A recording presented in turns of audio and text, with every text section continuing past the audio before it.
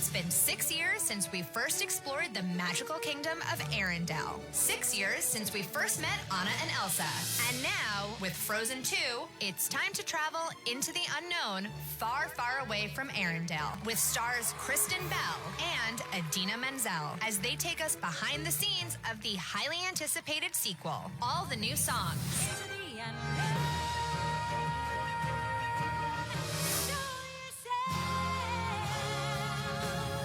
The new characters. The kingdom is not safe.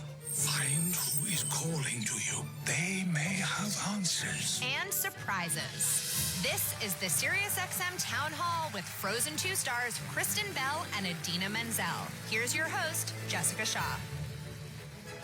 Woo!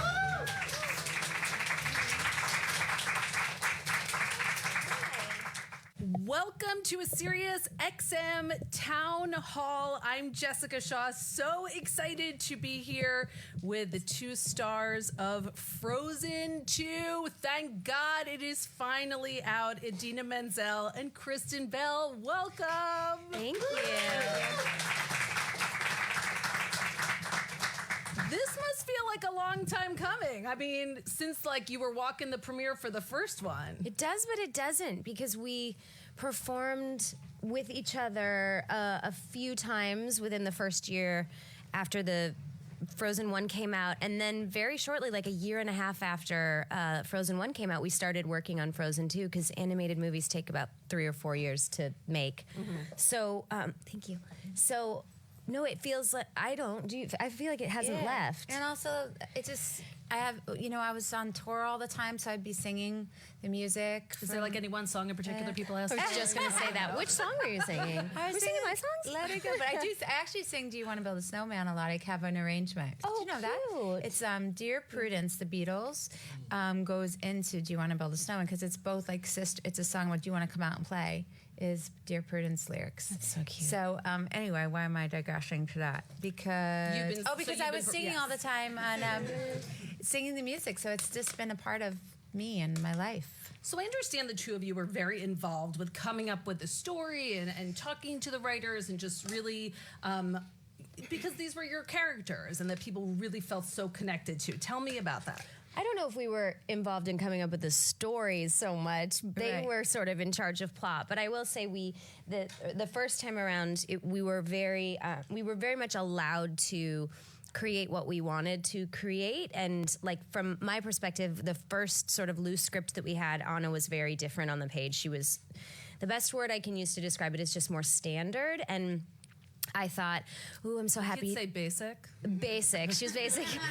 But I was like, oh, I'm so happy to have this job, but I think I would kick myself if I didn't suggest things I wanted to do with it, and am I out of line? I remember thinking that, and then I just said, I desperately want this to be a love letter to my 10-year-old self, because I was much weirder than people I knew, and I talked to myself all the time, and I was a mimic, and I liked my dog more than I liked anyone else, and I was clumsy and didn't have good posture, and I was like, I want to see that girl. I want to see that girl that wears her heart on her sleeve and thinks love is her superpower. And so they let me kind of improv my way into finding that the first time around, and I was very grateful. And my part was kind of the quintessential Disney nemesis at first. And then I think, I'm not sure what the order was, but they wrote Let It Go, and then it just emotionally felt much like it had so much more depth, and she would be more complicated than that one-dimensionalized kind of character. And it started to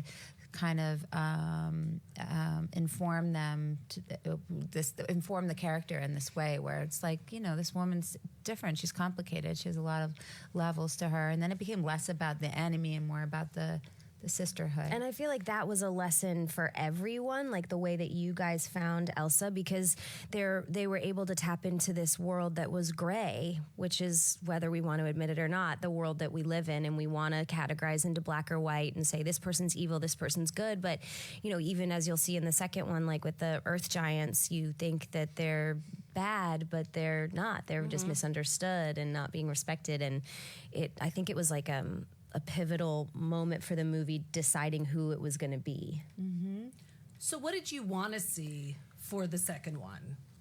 As far as your characters, I mean, you both had thoughts on where your characters began and the origins, but as far as where they progress, because this is the first Disney quote unquote princess movie to have a sequel. So I really wanted to see Anna deal with her codependency because it's something I suffer from a lot, like vacillating between like being irritable and angry and sticking up for myself, but then also being crazy codependent and just agreeing with everyone around me. And that's not necessarily Anna, but I think that, before Jen started writing the script, we met and talked about what we wanted. She said, what do you want her to go through? What do you think her next like pivotal move is? What's important to talk about? Where it's not just a silly storyline where you're watching these characters lose their shoes and find them and that's the end of the movie. And that's the third one, right? That's the third one. Sorry. Ooh, spoiler. We do find the shoes. And I said, I want to know what she does when she's alone. And I want her to ask herself the question, which we all ask ourselves and nobody talks about, which is, what do you do when you don't know what to do? And personally, I take a lot of inspiration from, there's a lot of sober people in my family, and the guidance through AA for being sober is about just putting one foot in front of the other, just doing the next right thing. You don't have to think a year in advance or even a day in advance. You just have to make the next move in that exact moment. And that's where the Next Right Thing song sort of came from. Yeah. I think that we felt really comfortable with the recipe of the creative team and sort of knowing that we were in good hands. They did a pretty good job the first time. There was stuff that we learned as we went along. Well, okay, first of all, I want to say that I feel like really thankful to the creative team for sort of waiting and being patient about doing a sequel. They didn't just like send one out just for money's sake or whatever. They really waited till they felt like they had a story that they wanted to tell. Mm-hmm. And then my process in the studio was more about we got stuck in some of the ways that Elsa would sort of behave in the first film, which was more apologetic all the time and a little bit more fearful. Even though she was so powerful, she was fearful of her power and like hurting the people that she loved. And in the second movie, we started to realize that she was more comfortable. Actually, it was Anna that had more fears to contend with, and Elsa was actually a little bit more comfortable with her power and who she was, and sort of stepping into this magic that she had and enjoying a little bit more. So sometimes we'd go back in and we'd change the take on it, and I'd re-record it every 6 weeks and say, you know what, this didn't need to be as pessimistic or as fearful. She can own this line. Yeah, I mean, I think in Frozen 2, a lot of the question is not, oh my God, what do I do with all this power, but what do I do if my power is not enough, or if I can't channel my power in the right way, which is heavy. I mean, there are themes of this movie that are no joke. I mean, there's some very real, serious topics. When you read the script or when you talked to Jennifer, I mean, what did you think of that? That's, I think, what made us, I mean, I don't want to speak for you, but I think it's what made us so proud. It felt like we were breaking a mold in the first one, rather than talking about romantic love, we were talking about self-love and familial love, and I think those are incredibly important loves to expose children and adults to, because people forget about them. You know, we all think of like John Cusack outside our house with the boombox, but no one really thinks about, what about loving myself when I look in the mirror and owning who I am? And with the second one, I was thrilled that they wrote this sort of complex metaphors about what it's like to live here on Earth and how to handle yourself, but they simplified it into the way that children can understand, but adults can take things from. Like one of my favorite parts of it is that the girls are learning from the past in this movie, and I think that's something we sometimes take for granted, where anyone can look at their life and go, maybe my grandparents didn't behave amazing in all situations. Maybe I've learned things. We can look at past generations and gone, I probably do that differently now that I know certain things. And to be able to look at the past and see, take responsibility, accountability. Exactly. And try and fix it and evolve is a huge lesson. Yeah, I mean, it was I saw it with my 9-year-old, and it was a really important conversation, even about living in this country and the response, it felt so interesting. Like, appreciation of the earth. Yeah. It certainly, touches on the climate. It touches on like you said, history and owning your history and not just blindly following certain things. It's intense. Yeah. I also like what Kristen's actually kind of focused on a couple of times is that we talk so much about it being this female empowerment film, but we're really proud of how Christoph is portrayed and the kind of the role model that he's become, and he's this more emotional, expressive man that what are the two lines that we like? Well, in his song, which you just don't see very often, he's got all these huge emotions, and I feel like as far as representation for young boys to go like, yeah, you have huge emotions. It's okay to have them. There's a line. He's in the babe. He's in the he's the one pining over the woman actually, right, in the movie, which is a really cool change. Yeah, and then in the beginning of his song called "Lost in the Woods," where he's singing about all these big things, it says, "You feel your feelings, and your feelings are real," and it's just the tiny encapsulated way to say like, yeah, it's okay to have big feelings even if you're a guy. And then he's got two lines that are sweeps in, and where he'd normally, the prince would save the princess. Yeah, he rescues her in the midst of a battle, and the first thing he says to her is, "I'm here, what do you need?" He doesn't say, "Stand back, I've got this." He says, "I'm here, what do you need?" Amazing cape, by the way. I just noticed it. And then the other one is in the end when Anna apologizes for something. He looks at her and says, "It's okay, my love is not fragile." And I'm like, could there be, for men or women, a better example of an evolved, selfless, egoless partner? I mean, what happens when your partners see this and they're like, "Oh, I got something to live up to"? That's fine. We all evolve. We do it every day. We wake up in the morning and we hopefully try harder than we did yesterday. It's exactly what we're supposed to do. That's the power of story. Yeah. We're monkeys. We watch each other. We watch each other for behavioral cues and examples. And then you see someone like that, like the way Christoph is portrayed, or the way the girls are portrayed and were portrayed in the first one with their strength. And you go, maybe that could be inspiring to me today. Yeah, that's the greatest gift I've found from Frozen being in my life, is that we have been asked to sort of be on this platform, and we've become these quote-unquote role models, and get to sing songs that really remind us to love ourselves, and real empowerment types of songs.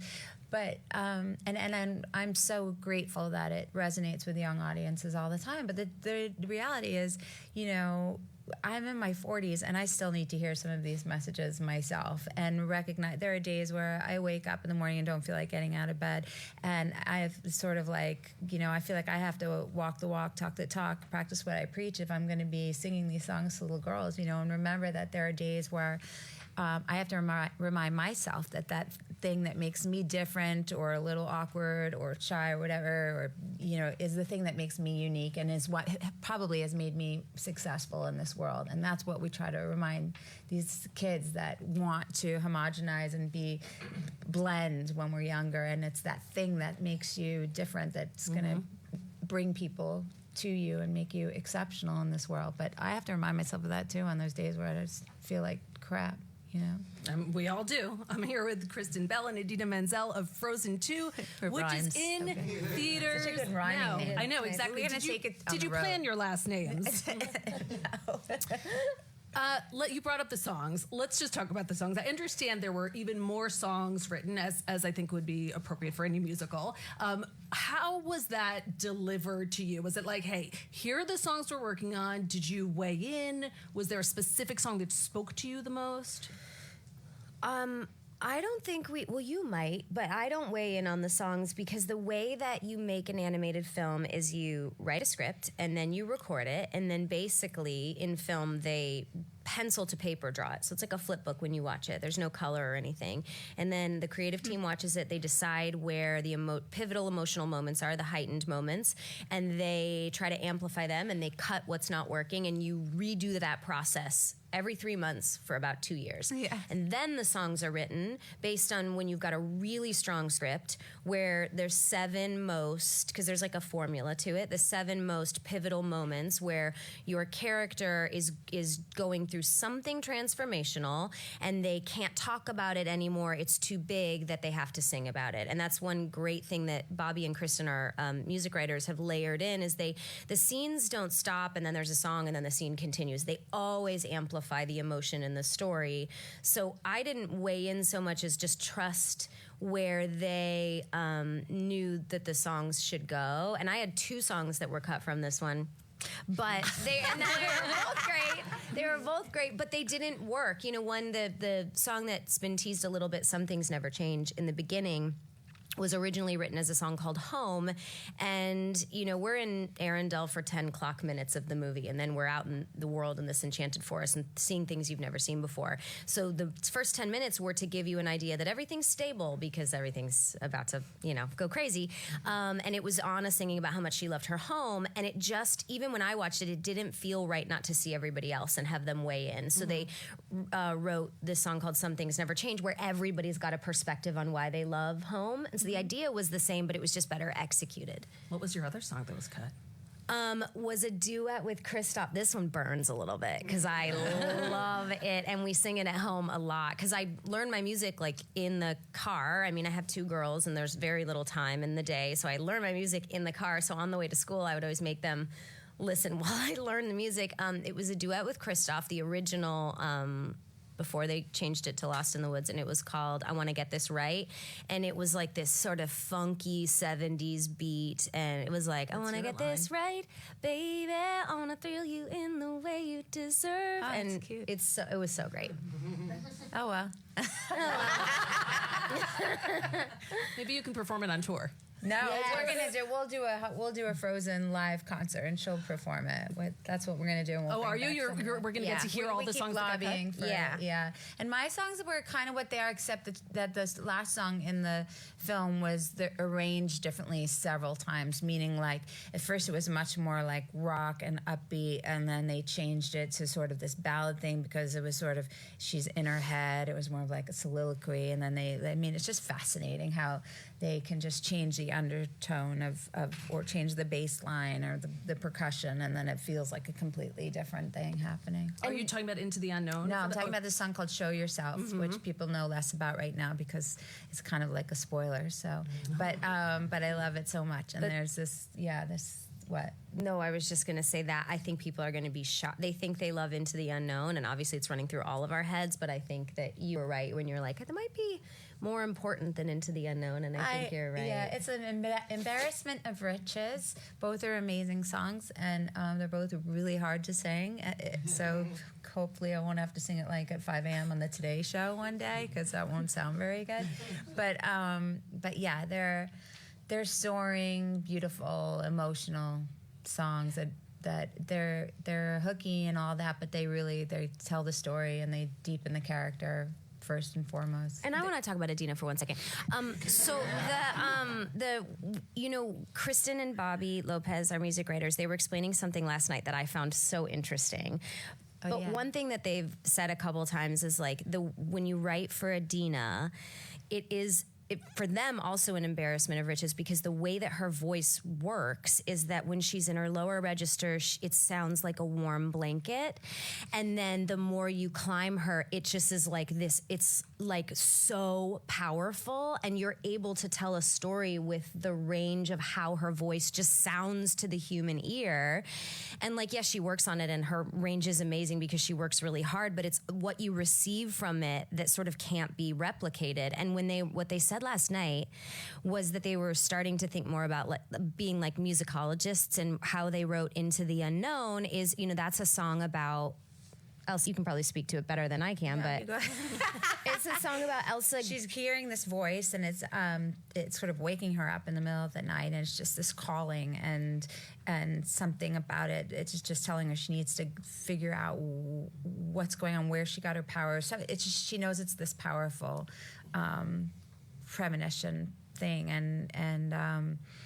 and so the way that they construct the song is that the melody and the chorus say the same thing. Like Into the Unknown, it's scary. Right, it's said 3 times, and the first time it hits the one note, then the next time it hits a little bit higher. Into the unknown, into the unknown. Then she's like making her way out, and then into the unknown. It's like, and so like the first one is an octave. Yeah. I didn't know all these The first one is an octave. What's the first octave? Are you trying to get me to sing? Yeah, no, but I don't. Into the unknown, Into the unknown, which is one. one note above an octave. So into the unknown is the octave, and that's safety, right? On a piano, because it's an octave. Into the unknown is one note above, and your ear goes, that's funny, because Danger.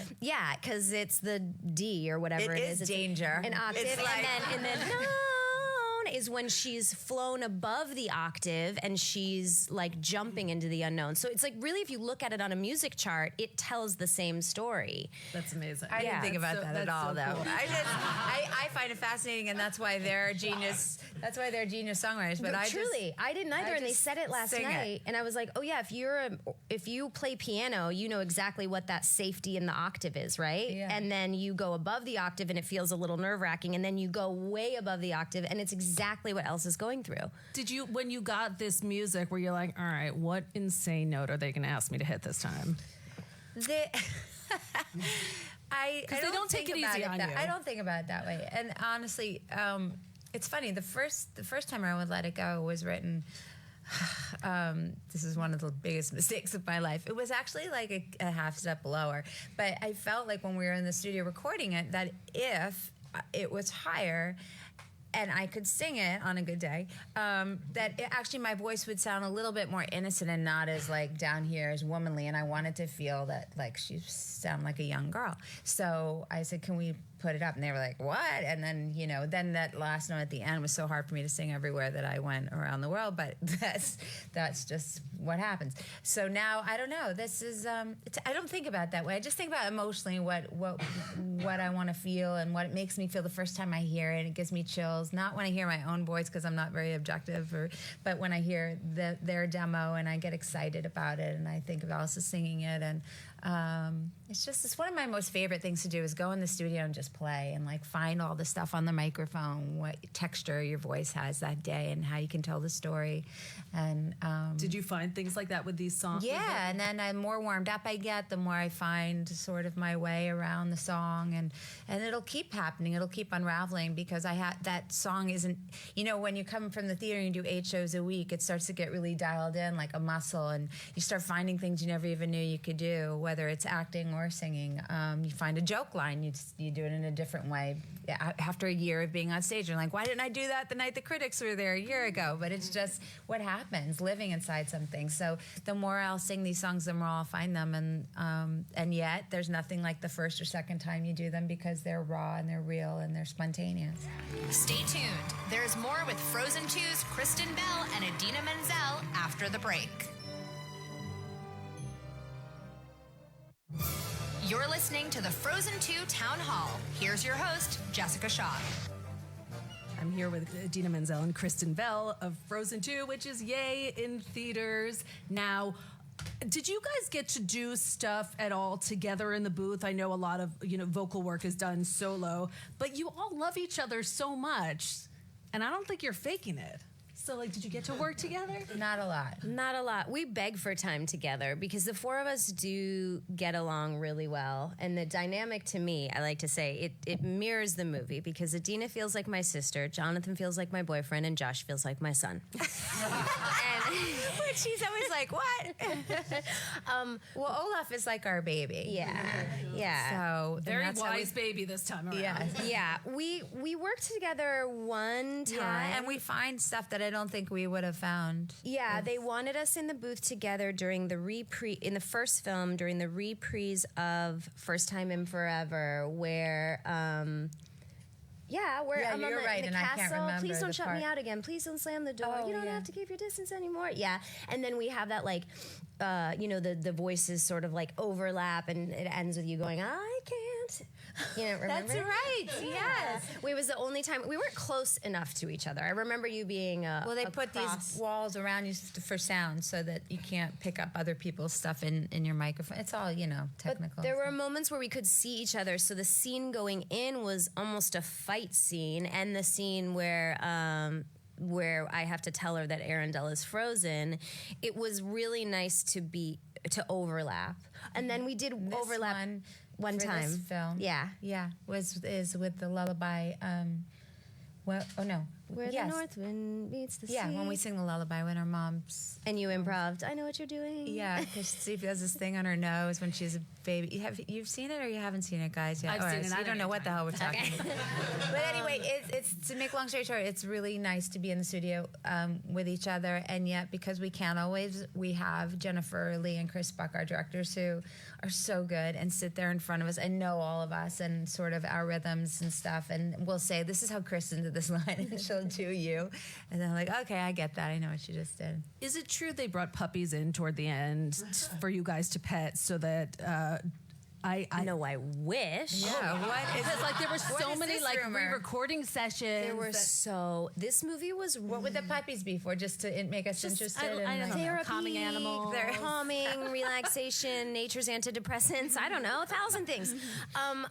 This movie was really hard to find, and it's funny because we joke so much now about like, what's the plot? Not because it's difficult to understand, but because we had knew so many things before, and then certain things would get cut, or like, there'd be a new character, and then we'd come in and we'd be doing a line with the thought of the thing from 6 weeks ago, and they say, oh no, that character's not in it anymore. I'm right, like, or that so got why am I cut. saying this? Use it as history. Yes, your mother still did say that to you, it's just not on screen, but just use it. So we were having to track this in a really interesting way. Yes. So when we saw it for the first time a couple months ago, we were different like, movie than wow, No, this is great.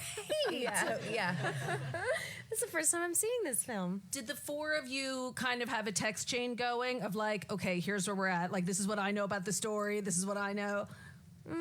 No, we have funny text chains about other things. Yeah, we do have a text chain, but it doesn't usually relate to Frozen. Is it just the four of you? Is it called like Ice or something? It's not called. It doesn't have a title, but it does have a lot of jokes. Yeah.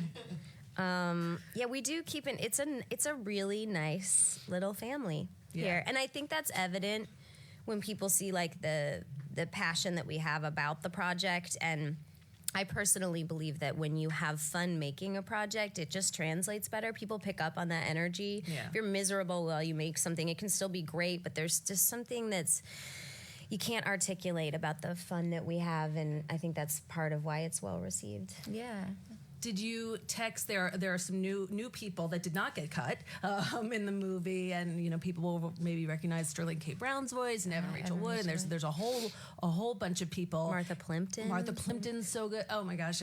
Did you reach out to any of them to kind of welcome them to the family? Because it's weird, they're like in this movie with you, but you probably never saw them until the premiere. No, I know Evan and Sterling and reached out to them and was just so beyond thrilled. And Evan was everyone who's added, Jason Ritter's in it as well, Jeremy Sisto, but the Evan thing, I remember Jen telling us how difficult it was to find some, because the reality is we're all the same age, but you had to find someone that in a flashback didn't sound like Elsa and Anna right now in present day. It had to still sound like a maternal character, and Evan's voice was like the only voice that audition that had this gravity to it, where she sounded like our mother. Mm-hmm.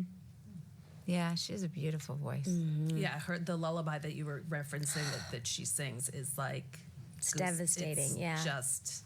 And I think there's a camaraderie about no matter how successful someone's career is, when you get offered a Disney film, especially in a musical, it's just like some milestone kind of thing, to be a part of it, and to be in that family, and to just know it will be out there for the rest of our lives for our kids and our grandparents to see. There's this real pride that we have about this, and the fact that it's continuing, and that it speaks to people in this way, and it's such a meaningful message, and we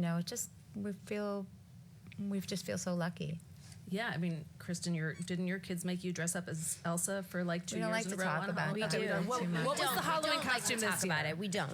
It's a deep, deep cut. This year they did not make me dress as Elsa. Not that I didn't like it. I'm happy to represent. I love my sister. But yes, no, my kids are like normal kids, and they gravitate towards Elsa. And I think it makes me proud, even though it feels like a deep cut. It also is like, yeah, this character represented what every child feels, the mixture of vulnerability and power. They feel really powerful and they feel incredibly shy and vulnerable. And that is a very hard feeling to contend with when you're growing up. So it's way more relatable. And I think Anna might be more relatable to adults, but my daughter wanted to be Elsa, 2 Halloweens in a row. And I said, you know what would be cute? What if I were Anna? And we went together, and she was like, no, I need you to be Elsa. And I was like, got it, copy that.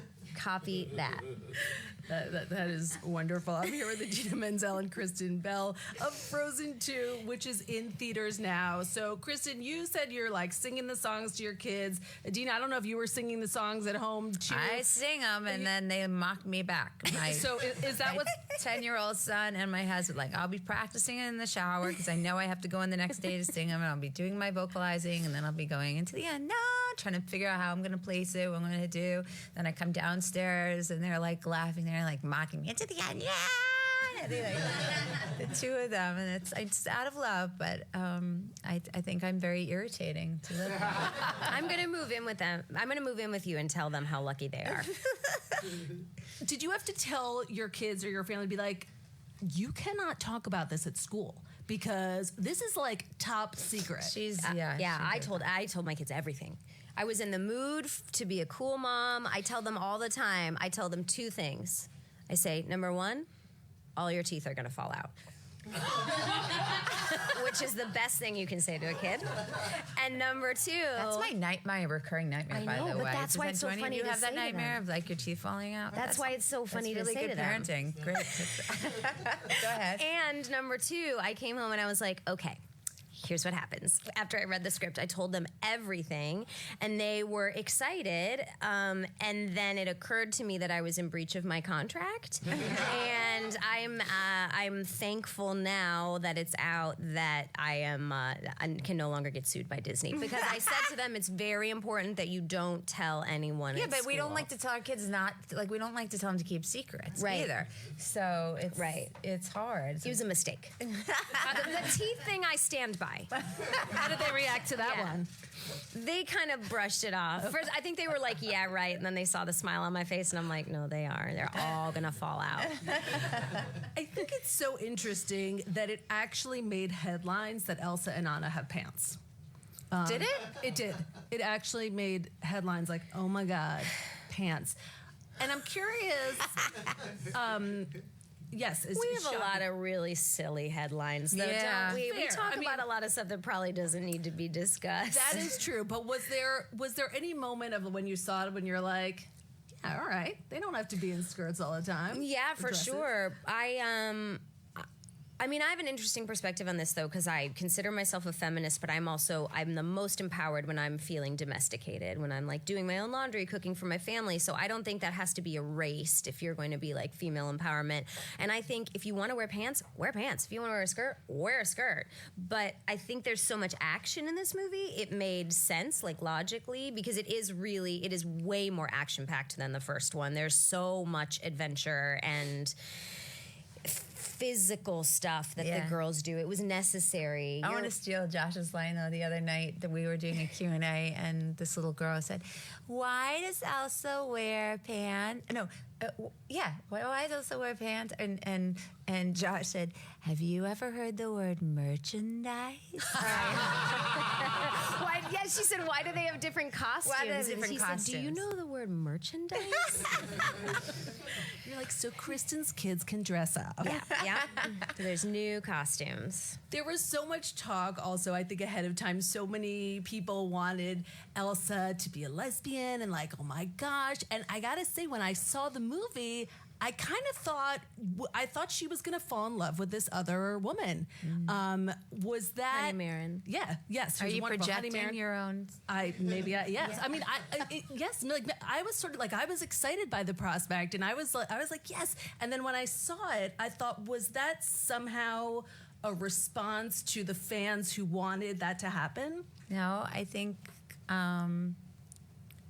that that's not what they're focusing on. That Elsa's never been focused on romantic love in her life. She's always on this search for who she is as a person and her finding this love for herself. The whole movie, in fact, we always concentrate on this unconditional love between sisters and family, and that's what we're so proud of, is that it's not based on that. So to go to that place is not to say that they won't or it never would happen or that you're not seeing some kind of undercurrent of something. It's just, it's really, she's not in that place right now. She's trying to figure out who she's meant to be in this world and what she can share with the world and how to do it with these incredible powers that she has.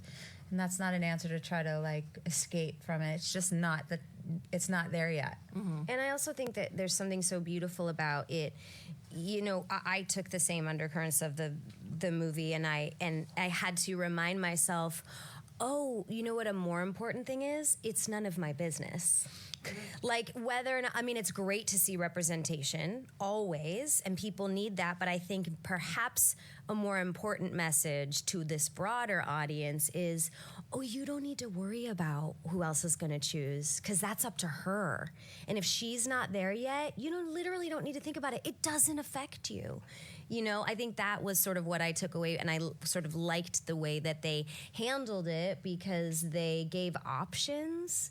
There's also a Ryder in the movie. There's another guy character. And so it's like Elsa can choose whatever she wants to choose. The better, broader message is that that's not our concern. That's Elsa's choice. Right. And she'll make it when she's ready, and it is not going to affect us. But clearly having that character was a little bit of like, I don't know if that was in your mind. But yeah, I hear what you're saying. Yeah, but no, it's great though that they Yes. show her connecting with Yes. another woman and with. I don't think you had initial scenes that connected with Ryder, but I don't think they made it in. But it was sort of like an She's option. got a lot more chemistry with Honeymarin than Ryder. Does she? I'm telling you, you're projecting a lot. I know, of your it's true, own. it's true. Stay tuned. There's more with Frozen 2's Kristen Bell and Idina Menzel after the break. Where are we? How did you get in the forest? The mist parted for us. Impossible. Where did you learn magic?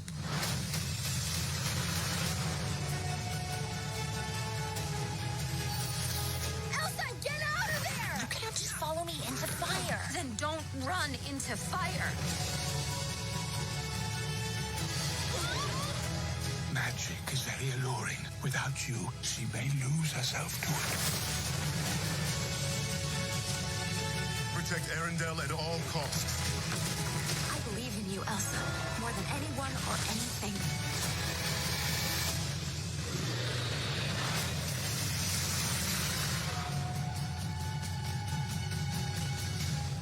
Quick question. Is the whole putting us in mortal danger going to be a regular thing?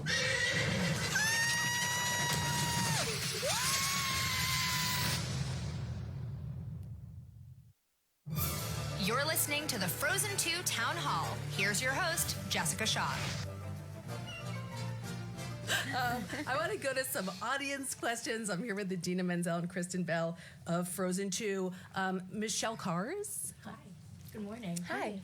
As a physician specializing in pediatric anesthesiology and pain medicine, it's clear that music is a crucial part of healing for children in the hospital.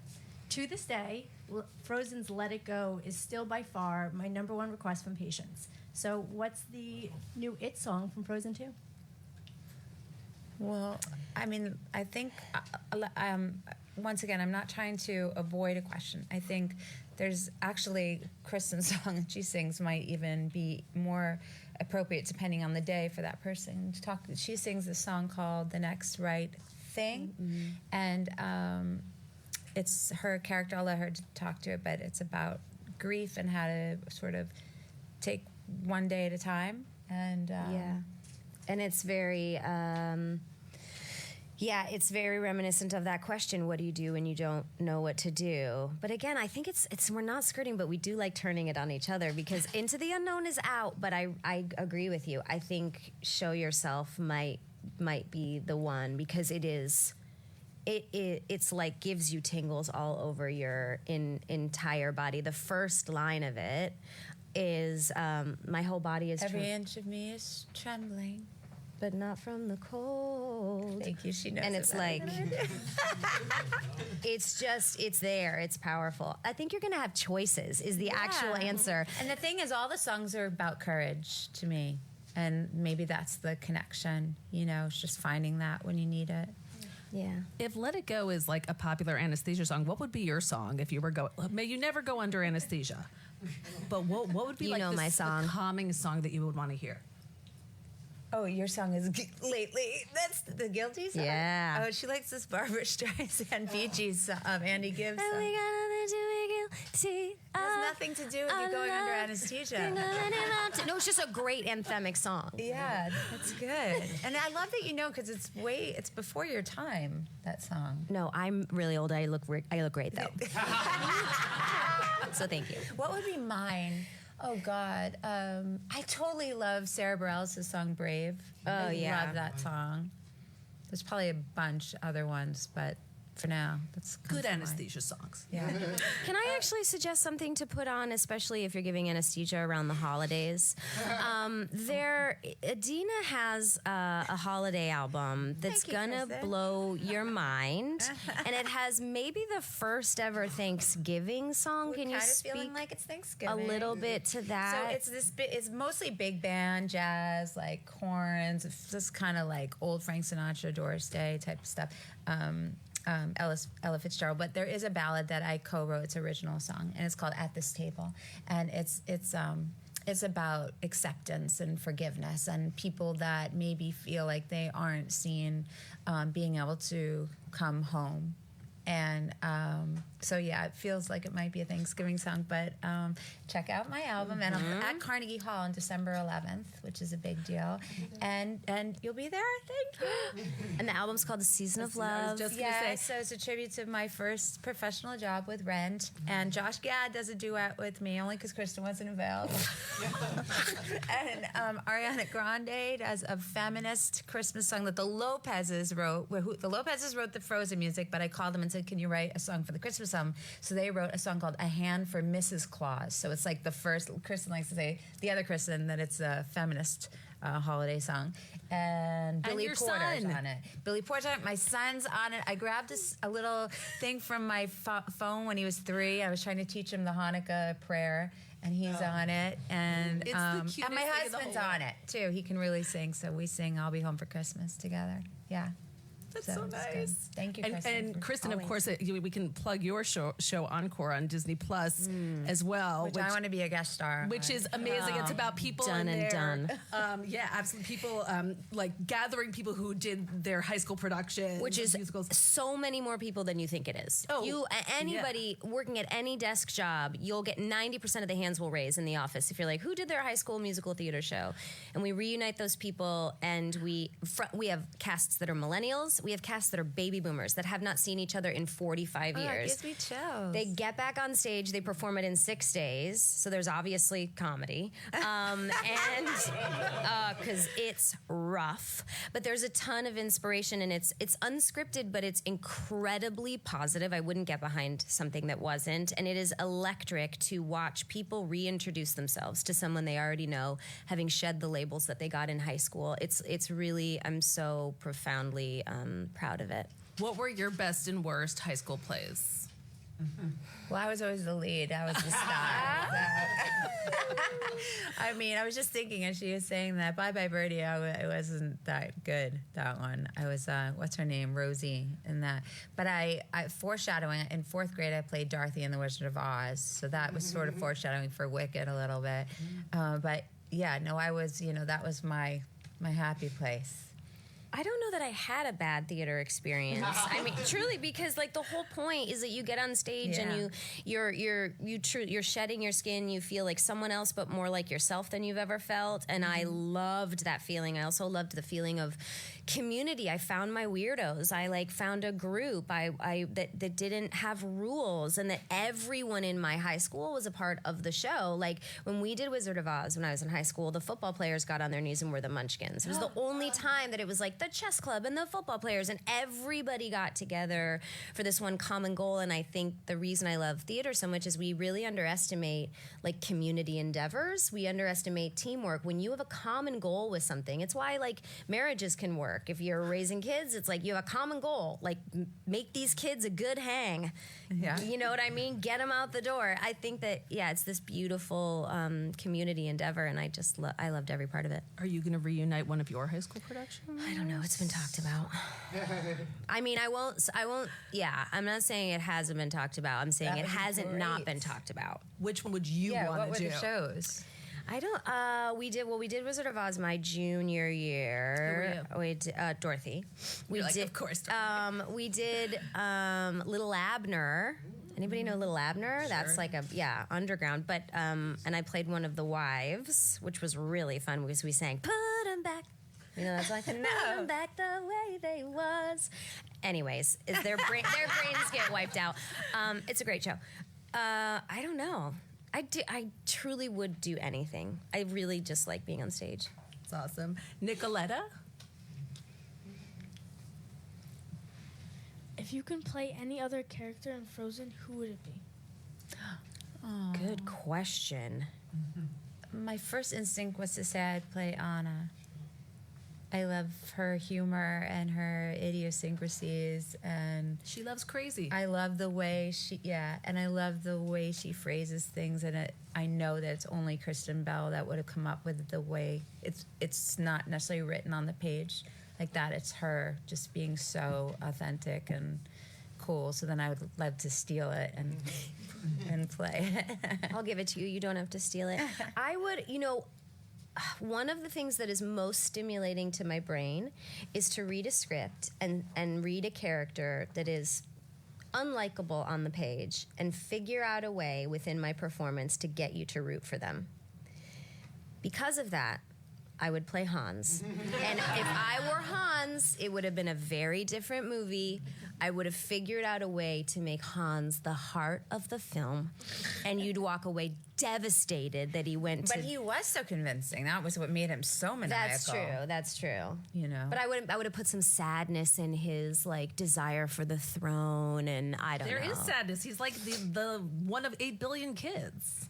That's true, but then he's kind of a jerk, and you're like, okay that he gets on that boat and goes to... I think in Frozen 2, we Wesseltown or might whatever. both want to also play Kristoff because he has this great 80s song. It's like Peter Cetera meets, I don't know. Somebody said Air Supply to me last night. His song is so, and the adults are really that's gonna be their takeaway from this. You know exactly what I'm talking about. There are moments in it that are so laugh out loud funny, and Jonathan Groff, the fact that he didn't sing in the first one, I was like, why even release it? Why even release it? You didn't give him a song. And this one, he really gets to shine, and Weezer's done a cover of it that's exceptional. Yeah. All right, you got to ask Frozen 3. What's your vision? I will formally announce it right now. No one's told me yes. No one said I can say that. But I'd like to formally announce Frozen 3, 4, and 5 right now. You would like to. I would like to. So and I'm Avatar of you. I love it. Got a lot of moxie. We're telling the Disney execs. Yeah. I'm like, listen, I'm going to be showing up at the booth. Whether or not you write a script, that's up to you. I'll be in the booth. We'll be there. I mean, have there been any like, hey, maybe this could be an idea that's percolating? No, it takes them a while to find the idea, which is why they come out so well. Mm-hmm. Like Jen and Chris, our directors, they visited a psychiatrist about Elsa and Anna's relationship before they started writing the script to talk about their dynamic and what they would struggle with. Jen, who wrote the dang thing and also now runs Disney, Jen Lee, she journaled as the characters for months before she wrote. They take these incredible trips. Like they take a lot of vacations. They're like, we're going to the fjords again, and we're audio recording the snow crunching under our feet so it can be accurate. Yeah. They're like, how long are you gonna be there? 3 weeks. I'm like, No, they do. It's the amount of work that goes into it you would be slack-jawed to learn how much pre-production work goes into manufacturing an authentic world that also seems magical. What did they learn in therapy? I don't even know. You didn't even ask? Did you ask to read the journals? No, but that's her. Like, I don't That's want to her interfere with the process. writer's process. Okay. Yeah, but I know that she puts an incredible amount of effort into finding something that's relatable and human. And she doesn't just go, "Oh, that's an emotion. I'll write Elsa having it." It's like Elsa struggles with things. Anna struggles with things. The reason the movie lands is because it feels real, despite this magical world. It feels human. Absolutely. Well, it's absolutely wonderful. I'm so excited for everyone to see it. Frozen 2 is out now. I want to thank Idina Menzel and Kristen Bell for joining me. And that's going to do it for for us. having us, More to guys. come on SiriusXM.